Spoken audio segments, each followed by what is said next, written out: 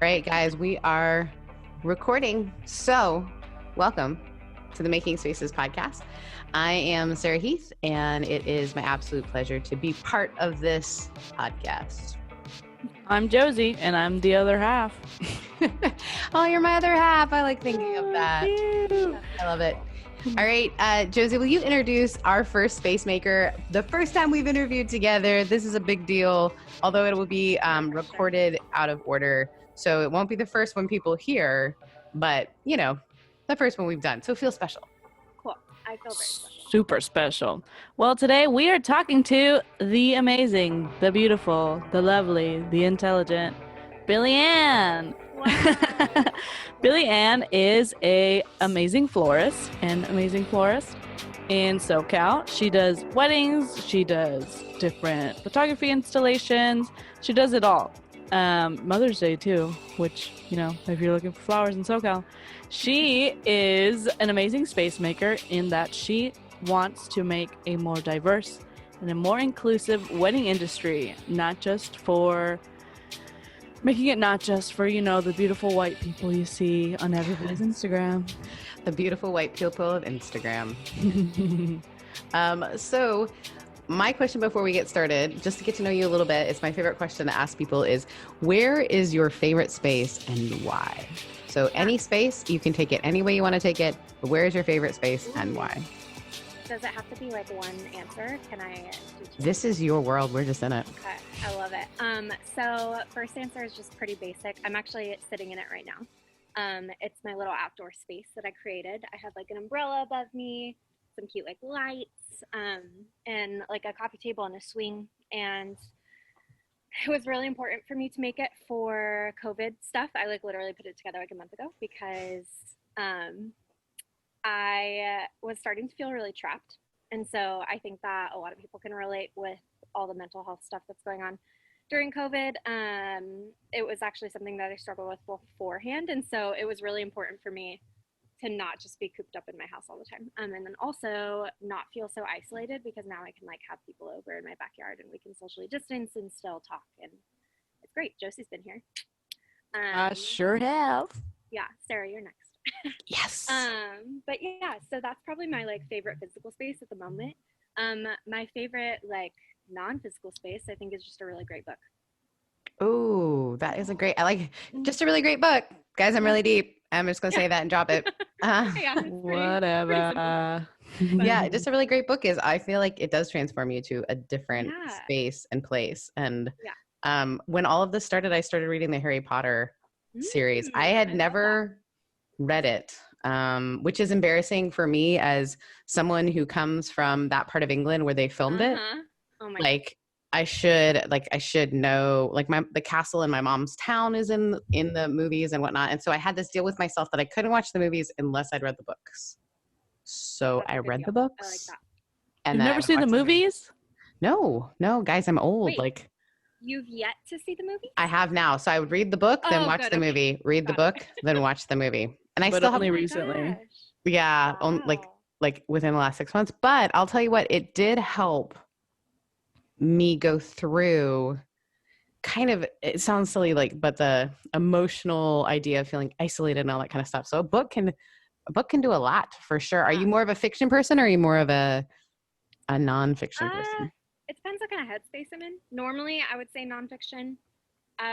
Recently, and there's been seasons where I kind of have to dive into something a little more, not a little more fiction. I have to dive into something that's fiction and just a little less deep, I think.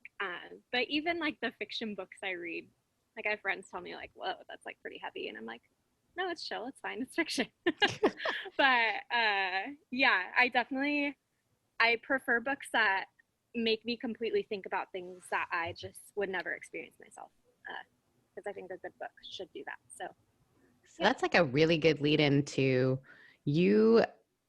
you know, here you are in Orange County, as Josie pointed out, which can be a bit of a, what would we call it, guys? Someone give me its aesthetic. Basic. White, basic. Skinny, Botox, rich. Yeah. And basic. Okay. Exactly. And so if that was what, did you grow up around here? No, so this is also funny. I grew up in the Central Valley of California, which is like conservative hub of California. I did not see that one coming. I'm not gonna lie about that. No one does. But when like you realize, like you're like, wait, why is she named like Billiann? Like it's a pretty. I get asked like, oh, are you from the South? And I'm like, no, just Fresno. But Which is similar. pretty similar. Yeah, a little bit. Very A similar. little bit. Well, Billy, I guess we want to know why you are the way you are. Oh. Why are you so passionate about inclusivity in the wedding industry? What makes you tick? What's the background? Let us Oh my know. Why are you making spaces? Yeah. So I do want to caveat this with this is like a journey. It's something that I know I'm not perfect at, and I like recognize in myself and my business. And so I think it's really important for all of us to educate ourselves in like our specific industries. And then the wedding industry in particular is just a freaking mess when it comes to racial diversity, sexual orientation, inclusivity, and it's just, yeah. So I am the way I am. Once upon a time. No, I like this book. I'm reading it. Yeah. No, and I think my parents would say this as well, and like people that knew me as a child. Like I've always been just very curious, also very, very rebellious. And so I think a lot of my worldview and my mindset has kind of stemmed from that, like curiosity / rebellion. I think I was kind of told a lot of really simple answers growing up for a lot of complex questions that I felt like just didn't answer the questions. And so I've had these just really big life questions my whole life. Like, I mean, I was a 6-year-old kid asking in Sunday school, like, about like why, we believed that certain religions like weren't going to heaven and different things like that. So we would have totally got along as kids. Oh my gosh, I know. So I was just kind of, I mean, I wouldn't say now I was a weirdo, but like when I was a kid, like people kind of thought I was maybe a little bit weird. But, and then I don't know, I went to the same college as Josie, Is that where you guys met each other? Did you guys meet each other in college? Yeah, we actually worked together in the very liberal office that we. Oh, so both of you, did you also study art? No. I studied business, which is funny. I love that you went, no. the polar opposite, yeah. I wish I would have studied art. That'd been cool. But yeah, I don't know. And then the same, I mean, I went to college and I went to a Christian school and studied business. So it was kind of like the two extremes of college experiences. But I still like had this like curiosity and rebellion like deep down in me that I had as a child, I think. And now I'm here, like just kind of. Well, that's a big jump. How did you get from business to being like, one of the things I first remember when I first met you was looking at your Instagram and thinking, this is one of the most beautiful graphic, like I love to see like the colors you use, the layers you use, even the way you set up shots and things like this of flowers, the thing that sometimes people don't notice as a background to a wedding. Totally. How did you start doing that? Yeah, it's kind of a weird story. I mean, basically I ended up accidentally enjoying it. After college, I got into a job that I loved at first and just ended up hating. It was like an office manager position that I just didn't really fit me. And so I'm having a really tough time imagining that, by the way.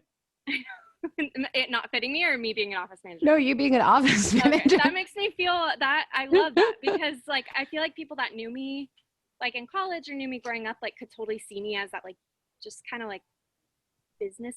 Josie, what's your vote? Like, having known her from college, could you see her in the office? Having known her from college, I think that the office would have to be the ones that she owns, like yeah. I just, that really powerful female vibe of like, this is my space, but managing somebody else's space is definitely not something that I can see you doing. No. And I think that's like when I, was calling my husband crying after work, like every day and telling people how much I hated my job, they're like, duh, you hate your job. Like it doesn't suit you.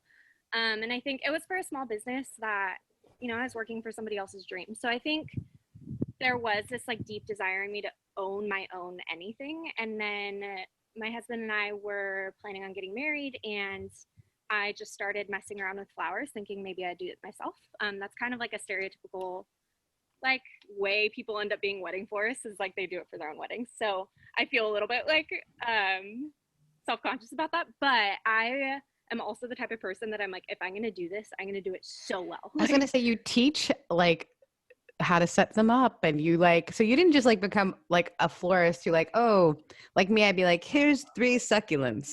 Yeah. No, I mean, I feel like I can arrange. No, I don't know if I could or not, but I feel like you like really study, like you get to know the space you're going to be in.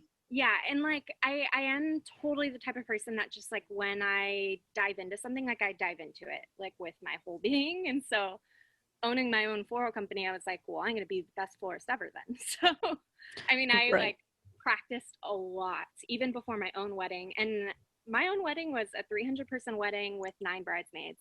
Whoa. So it was not like it was, you know, a backyard wedding. And granted, like I look back at the photos now, this was, you know, over 2 years ago, and I'm like, oh, like, yikes, I can't believe I did that. But like, it was definitely great experience. And like, I figured out that it was super therapeutic, and it was something that like brought out the creativity in me that I had suppressed for like, arguably my whole life. Like not specifically with flowers, but just with creativity in general, and just kind of letting myself fly. And I think like being an entrepreneur isn't so much about like the business. I think it's just like about the freedom. So I don't know, that's kind of a very long-winded answer. No, that's beautiful and helpful. Yeah. Oh, sorry. No, you girl. Go. Okay. Well, what I want to know is before we move on to the deeper stuff, but we'll get there, don't worry. What is your space making philosophy with flowers? I know you have some personal ideas and some personal, like, not just like, you know, where everything goes, but what you use. I know that you have interesting beliefs on all that, so I want to know more. And I'm sure that was good when your friend says you have interesting beliefs. Go. I know, I love that. Thanks. Do it. Yeah. So this is actually the reason why 95% of my work is focused on weddings. I absolutely love weddings. I think they're the coolest thing, and they are such an important day in people's lives. And I think it's easy for wedding vendors to just come alongside and be like, okay, here's the centerpiece, and throw it on their table. My like drive behind doing this business or being in this industry and doing my work the way I do is that I absolutely adore like getting to know the people super, super well. And like being able to reflect like their love for each other and like their personal just like preferences design wise into flowers. And like I think flowers just like they make everybody so happy, and weddings can be such a like stressful thing that I feel like it just completely transforms like the whole day. But then when it comes to like the actual space, I just love like taking into account their personal story of how they like met each other, any of their like favorite flowers. Like I've had people send me paragraphs of like why a specific flower is so special to them and their family, and just getting to know those things and like realizing like, okay, it's not just a rose, like this is what it actually means. And then also like I just love throwing in things that are like super unique that the couple totally doesn't expect, but because I've gotten to know them hopefully so well, I know that they're gonna love it. And it's like that's kind of my goal, is like I want a text message like a week later that they're like looking at their photos and they're gonna be like, oh my gosh, did you put like blackberries in my bouquet? Like I absolutely love that. How did you know? I'd be like eating them as I went down. I love blackberries. I know. Oh my gosh. Or like I don't know. I hope that answered your question, but I just love the people behind these events, these like really big events, and yeah, being able to reflect them well is my thing, I think. So knowing their story and then building a space out of that story. Yeah. That's totally beautiful. I think what's so fascinating for myself and Josie is that we were kind of talking about like why we would love to chat with you is this idea of you were killing it. You're killing it in that industry, right? In so many ways. And yet you're, you know, as a lot of us hopefully are coming to a time of reckoning where we're noticing the places and spaces look a certain way. And we want to make sure that there is more inclusion. That became like you said, we're all on a journey. We're definitely, I feel like every day I learn something new, and my circle just gets bigger of like, I have more to learn, how to make space for people. Yeah. Can you talk about that moment when you realize the wedding industry really has some issues, I would say, and then kind of what those issues are? Yeah. So I think it's definitely, and I'm sorry for some of the noises. I'm outside, but I think that it was kind of a slow burn. It wasn't something that I like woke up one day and I was like, oh shit, like we've got a problem. Like, I think it was something right away. And like, I don't want to, and this is kind of where my philosophy stands on a lot of things. Like, I don't want to throw a bunch of people under the bus, like as I'm like learning, because I think we're all on this like journey together. But I did see like a lot of people that I really looked up to in the industry really run into some issues when like all the Black Lives Matter stuff kind of came to fruition again. So obviously, just like the way that they responded or didn't respond, but also then looking back at like workshops that I've attended and other like styled shoots that I've been asked to be a part of, and things that really are very focused on in the wedding industry. They're just all like, not all of them, but mostly white, and like a certain like type of person, like whether Right. it be a floral workshop, whether it be a photography workshop, whether it be a styled shoot with 15 vendors all over LA and Orange County. It's like, how is this, like, it seems almost intentional at that point. And so I think because it's so ingrained in arguably all of us, but specifically the wedding industry, it's like you have to actively work against those things. And you can say, like, as businesses, it's like, yeah, our clients hire who they want to hire, like, and they pay us. So like, why do my clientele need to be diverse? Like, they're choosing me. But I think people come to different businesses when they feel safe. And like, I realized, I was like, I don't know if I'm like reflecting that the best way. Like, I don't know if my own portfolio reflects my heart for these issues. And so, yeah, it's just like was a culmination of like, wow, either I need to get the heck out of this industry or I need to be a part of like the solution.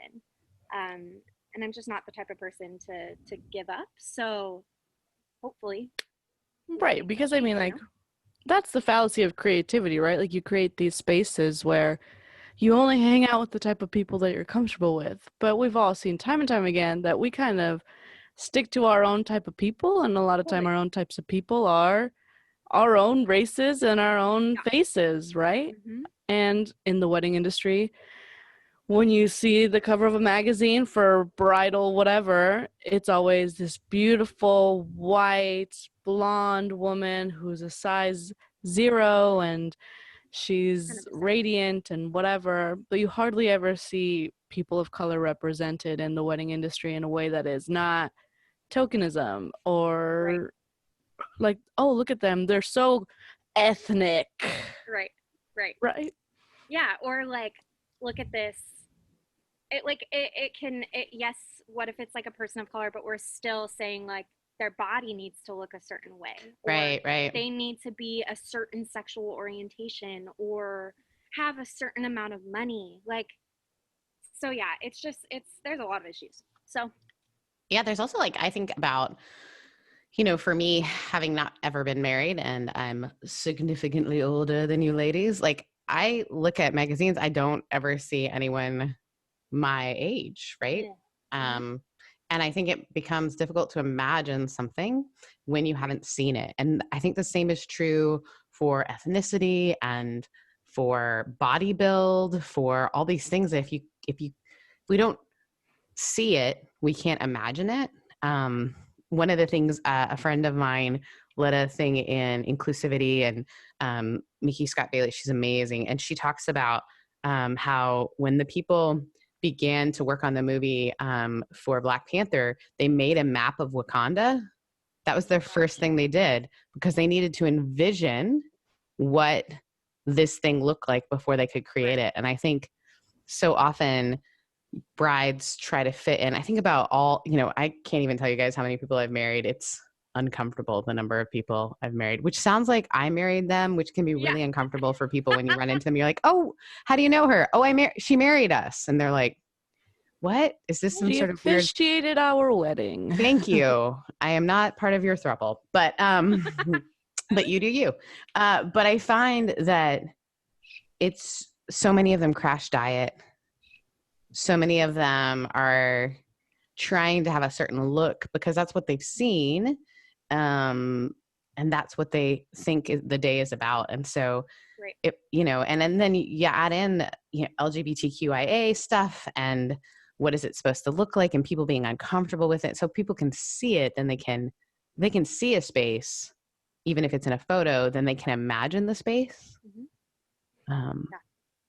So that's super exciting. Now you mentioned economically.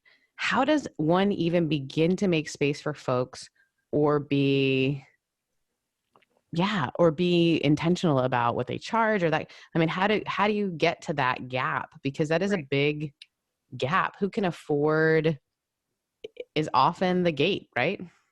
Totally. Yeah. And this has actually been something that I've thought about a lot because my background is in business. So my mind just kind of operates in money. Which is the opposite of mine or Josie's. So actually, could you just be part of our lives? Yes, I'll be your personal finance advisor.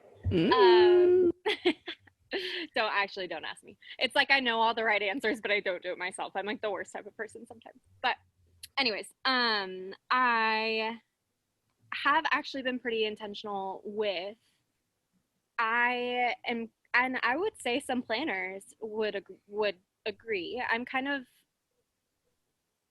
given as an option to clients as the florist who's willing to do smaller weddings and like smaller budgets.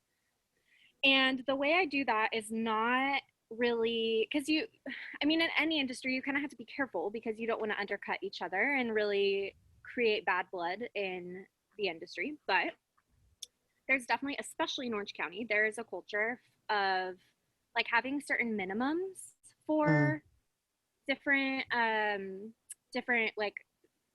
vendors have minimums for different services. So photographer, florist, planner alike. But especially with floristry, because there is like a hard cost. It's not just a service, it's a service. And it's like picture your planner combining with your caterer. So you do have to set certain prices, obviously, to pay your bills, to pay your business overhead, and to pay for the actual like hard goods that are perishable. But what happens is there's a lot of florists who set a certain minimum that they're basically not going to work that weekend unless they make a certain amount of money, which is fine. Like we're all in different like seasons of our businesses and seasons of our lives and like have different priorities. For me, I know that it's very easy and I would almost prefer to have like a quote unquote smaller wedding or smaller budget. But what ends up happening is I assist them in DIYing some centerpieces. I am very... We would call that DIT, by the way, do it together. See, yes. Originally, people are out there trying to do their own thing, and you're like, I can help you with this. Yes, exactly. But also suggesting things for them to like focus their budgets on. And what happens is that takes a lot of time, like for people to talk to their clients and like before booking them to like advise them, like these are the things that you could do. So I think what happens and what I've been told by other planners, wedding planners and other wedding couples that I've worked with that have ultimately chosen me to work with is that they were completely written off by another florist. Like, oh no, that's not possible. Like, sorry, like here's a recommendation for somebody else. Whereas I very intentionally try to, unless I'm not available for their date, but like if they have like a budget that I'm like, okay, this doesn't, like I don't know if this is gonna fit with what you want, but like let's focus on these key areas and like I'll help you DIY like this area. Sorry, these dogs are going nuts. I don't know what they really like what I'm saying. So yeah, I don't know. I think part of it is that I value my time, but I also like value people a lot. And not saying that other companies don't, but maybe some other companies don't. And so I have really tried to be intentional with doing that just so I can partner with couples who might not have thousands and thousands of dollars for florals.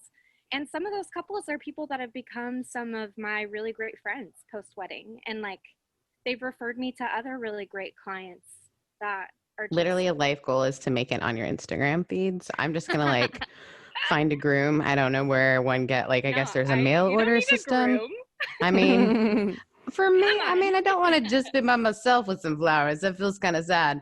I feel like I love being by myself with flowers. Let's do it. It's fun. You can be with me. Yes. We'll be like, people will be like, that answers so many questions. I feel like people are, I think that's the thing that's true too is people tend to make assumptions and they make like this is what it's about, or this is how it goes, or whatever it might be. Yeah. When you're meeting with clients and you're giving them that opportunity for their story to be primary and for their budget to be primary,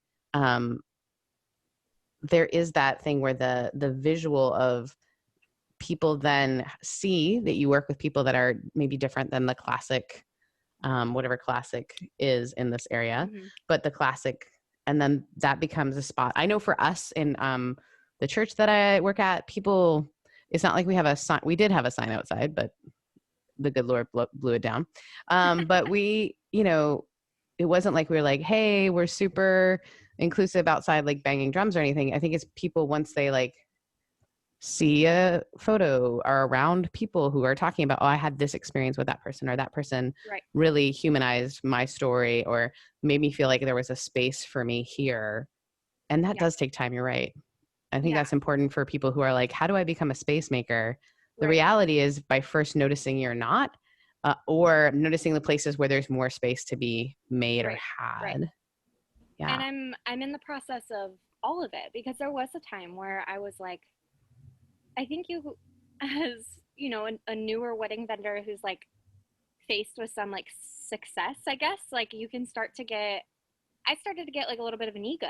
Like, why don't these people want to pay like a lot of money for my services? Like, but the reality is like people have the money that they have. Like I've heard a lot of florists that will say like, well, if they really wanted you and they wanted your style, they would be able to afford it. Like they would make it happen. And I just think I think that's like not a very holistic way to look at people. No, that's totally like this elitist, a little bit, like Mm-hmm. misunderstanding of how money flows in people's lives in different stages and different socioeconomic statuses. Right. And I am trying to, and this will be a journey that I continue on for as long as I'm a wedding florist. I want to be on this like fine line of, I don't want to be known as like the cheap florist, because even if I do something that might have cost less doing it through me than it would like either like a bigger company or just somebody who like charges more because they have to, it's not that it's going to be less quality. And I pour like everything, no matter like how much money the person spends on it. And so then that also takes like a lot of time and energy, and like I want to value myself and my own worth. And so it's like this fine line to walk of like being quote unquote affordable but not known as cheap, because that's like that's a right there. You're trying to give people that storybook experience that come from different, and not that like you have to like go into debt.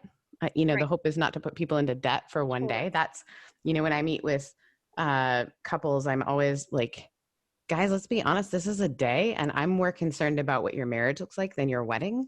But I understand it's really easy to say that from a point of privilege where you could afford the flowers that look like the thing and do the thing. But there's always that pressure to do more. And thank you, Pinterest. We all feel like we have to have the wedding of the century, right? Yeah. Why do you think having something beautiful, like what do you think are the benefits of that? Like from a creative perspective, both of you are such creative people. I like to think of myself as a creative person. Like, what do you think the value of the space being beautiful, what does that do spiritually? What does that do mentally? Like, you want to talk a little bit about that? Yeah. Josie, do you want to, what's your perspective on that? I'd love to hear it. Well, I love that you my said this. perspective. Well, yeah, let me tell you. I'm on the other end of all this stuff. I mean, Billiann sets the scene, and I, as a photographer, take the picture.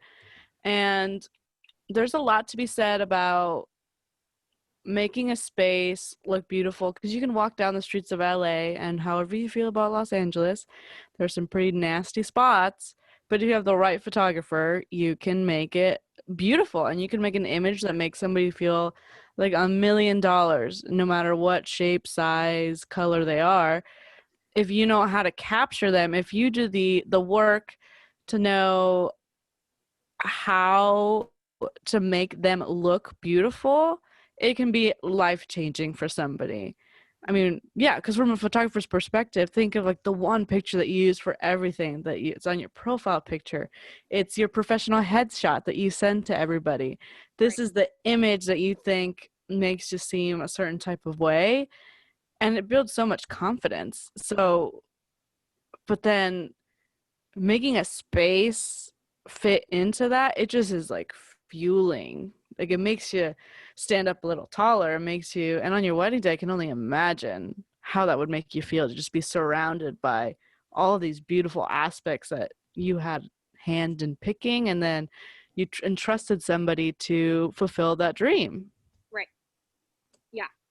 I totally, like, I resonate so much with all of that. It's like, this is, and that's, I just love weddings so much, because I mean, I think in every day, everybody has the dignity and deserves the, like, you should feel special every single day, but your wedding day is like one of those things that when you look back on your life, it's one of the top 5 days you're going to remember. And, or maybe, you know, arguably top 3, I don't know. But I think I want to be, and maybe it's egotistical of me, I don't know, but I want to be part of that, not me, but I want my flowers to be part of that memory. Like, I want my flowers to make people feel like, wow, like that designer made me feel special. Like, my day was so special. And even if they don't even remember my name, I just want them to think like, wow, like I really want to look at a picture of my I don't think they're going to forget Billiann.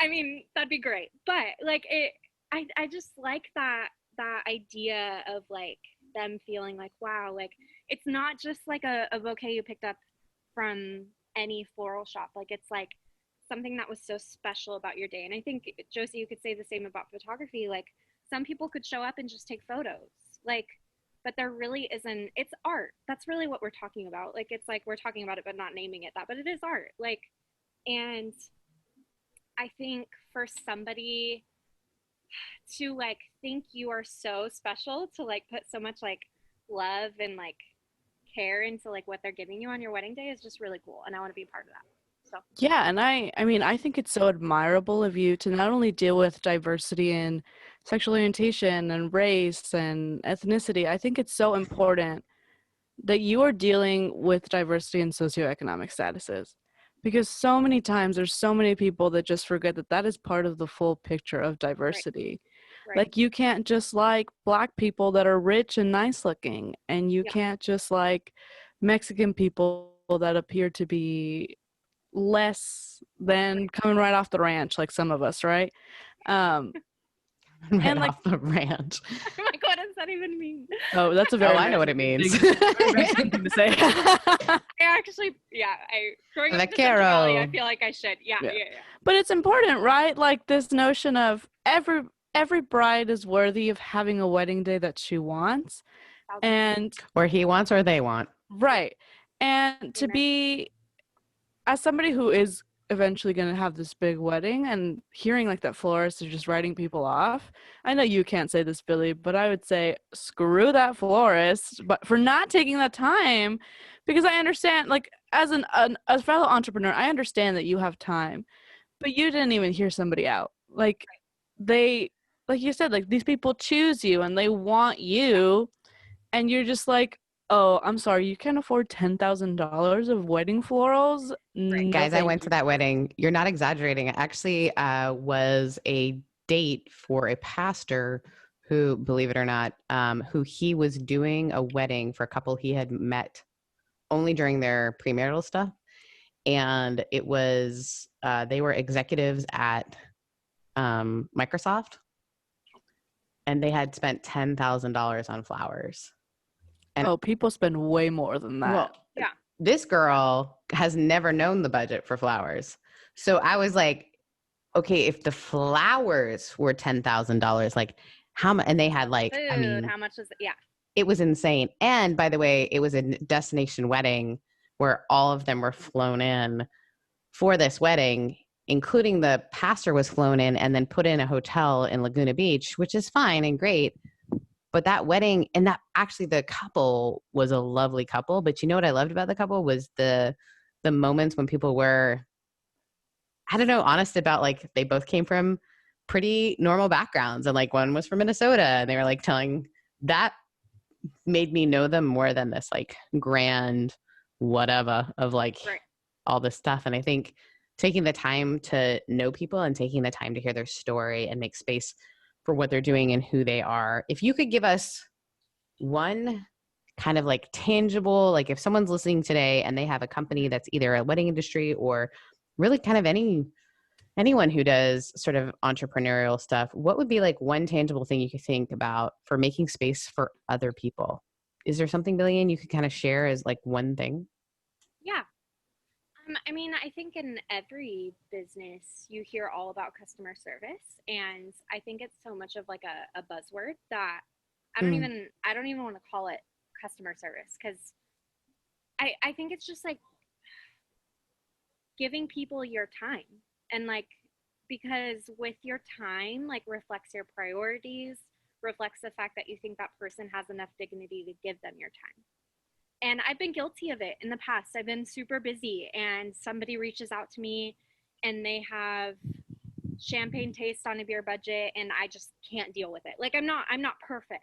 But I think every business owner just needs to ask themselves, like, if you're not in your business for people, then you get companies like these huge corporations that just, you're another number to them. But when it comes to small businesses, like people run your business. Like that's why you're in the business. That's why you should be. And so give the people the time, like treat them like, my goal is that even if it's just over email, like I don't even have to talk to them on the phone or in person.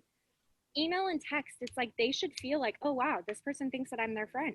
Like this person like gives me the time of day. Like if a client texts me at 10 o'clock and I'm awake, I respond, because if my friend texts me at 10 o'clock and I'm awake, I respond. Like I just don't, Josie and I have talked about this quite a bit. Like I just feel like there is this culture, especially in Orange County when it comes to wedding vendors, that it's like we just like have these boundaries, and like it's like, you know, everybody's in different seasons of life and like they need that. But I don't know. I think that people deserve your time. And if you can't give it to them, like just be honest with them. Like not like, you know, I'm not going to give you my time, but like, you know, Here's when I'm available, here's when I am not. But when you're with people, you're giving them time. And I think that's a really helpful thing. Billiann, how can people get in touch with you and your work? What is your Instagram, all that kind of fun stuff?